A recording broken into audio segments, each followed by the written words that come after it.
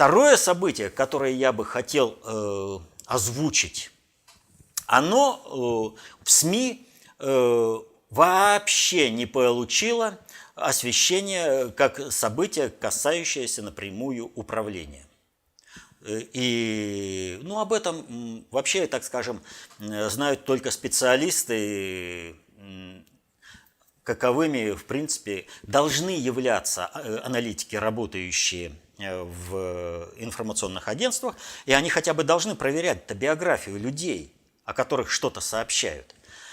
Так вот, 24 же мая в Соединенных Штатах скончался Нобелевский лауреат по физике Мари Гелман. И, причем, казалось бы, здесь такая ситуация. А дело вот в чем. Гелман стал Нобелевским лауреатом в 1969 году, когда для всего мира было очевидно, что социалистическая модель экономики, социалистическая модель устройства жизни общества доказала свое превосходство над капиталистической моделью экономики и капиталистическим образом жизни. К 70-му году разгром Запада был очевидным и просто вообще для всех. Только просто гигантские усилия советского политического руководства не позволили социализму укрепиться в качестве доминирующей модели во всем мире. И советское политическое руководство это сделало, потому что само неприемлемо идеи социализма. Поэтому они сливали Советский Союз, который выстроил Сталин и все люди большой России. Так вот, когда Гелман произносил свою речь, он сказал следующее, что если я оказался более дальнозорким, то только лишь потому, что был окружен пигмеями. Это определенная нравственность к его профессиональным качествам. И чтобы оценить эту его нравственность, нужно сравнить с другим заявлением, которое приписывается Исааку Ньютону, который говорил о том, что «если я видел дальше других, то лишь потому, что стоял на плечах гигантов». Это принципиальная разница деятельности профессиональной и воззрения на социальное устройство общества. То есть Гелман, в общем-то, выражал исключительно фашистскую точку зрения, яцентричную. Все вокруг меня пигмеи, а я такой весь из себя крутой. Но не поэтому я про Гелмана вспомнил. А дело в том, что в 1981 году, когда Запад все еще пребывал в кризисе, а он не мог просто так выйти из кризиса, в который вошел в 70-м году, и конкретно, и это выразилось в отказе от золотого стандарта, от обеспечения золотом доллара, от золотого стандарта. Так вот, в 1981 году президентом Соединенных Штатов стал Рональд Рейган, актер, за плечами которого скрывалась очень серьезная управленческая структура. Так вот, Рейган, будем говорить о нем как о президенте, который принял как решение сам. Хотя мы прекрасно, повторяю, он всего лишь марионетка. Он о себе правильно сказал, когда его избирали губернатором. Я столько раз в своей жизни играл королей и президентов, неужели я не сыграю роль губернатора? Он сыграл роль губернатора и сыграл роль президента, причем дважды. Так вот, он, когда стал президентом, создал 3 независимых экспертных группы, которые должны были оценить перспективы дальнейшего существования капитализма и Соединенных Штатов. Капитализма вообще и Соединенных Штатов в частности. Одну из этих групп возглавил как раз Гелман. Все три группы через год работы выдали очень и очень печальный прогноз.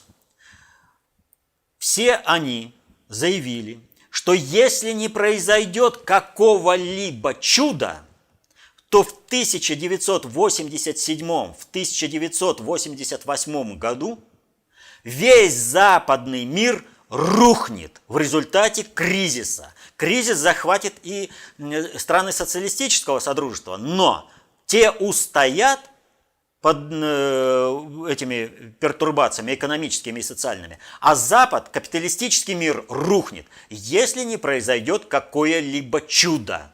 И чудо произошло. В 1985 году главой государства Советский Союз стал Горбачев, и к 1987 году он обеспечил необходимую устойчивость Западу за счет перекачки ресурсов Советского Союза в обеспечение западного мира, продолжая накачивать рекламную кампанию Запада.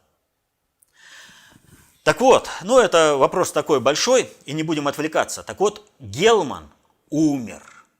На Западе кадровый голод колоссальный.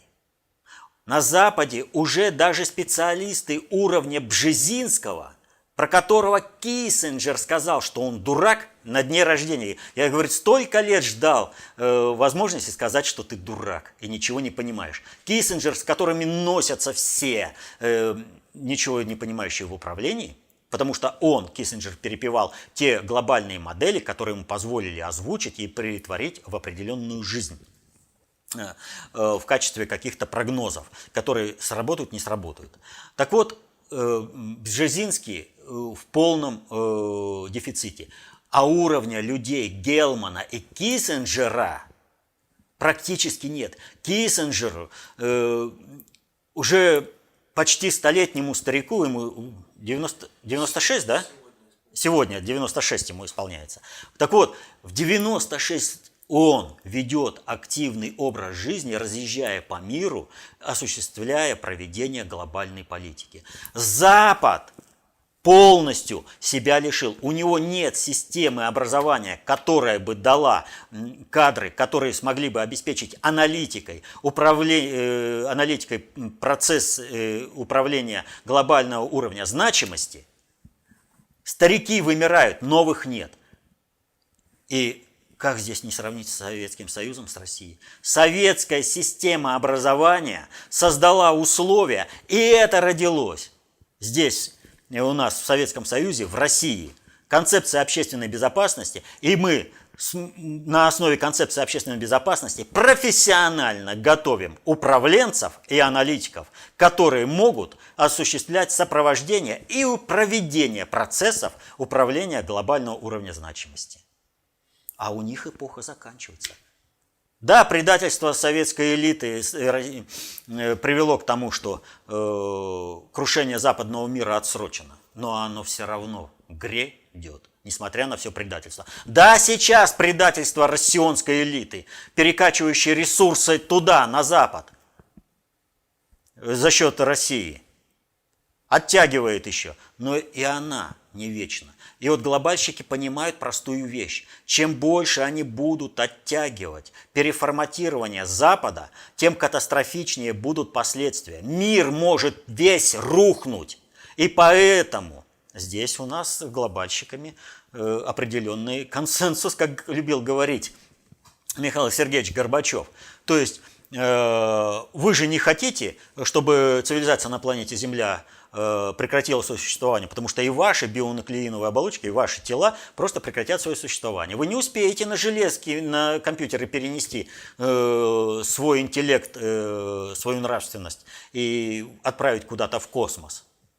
Вот. Поэтому они сейчас вынуждены сотрудничать с Россией, потому что им нужно переформатировать Соединенные Штаты, переформатировать западный мир, иначе рухнет цивилизация на планете Земля. А специалистов у них нет. Они есть только в России. Гелман – это очередная фишка. Они потеряли еще одного человека из вот такого вот уровня. Но потеряли его как фундаментального аналитика, они, конечно, его раньше.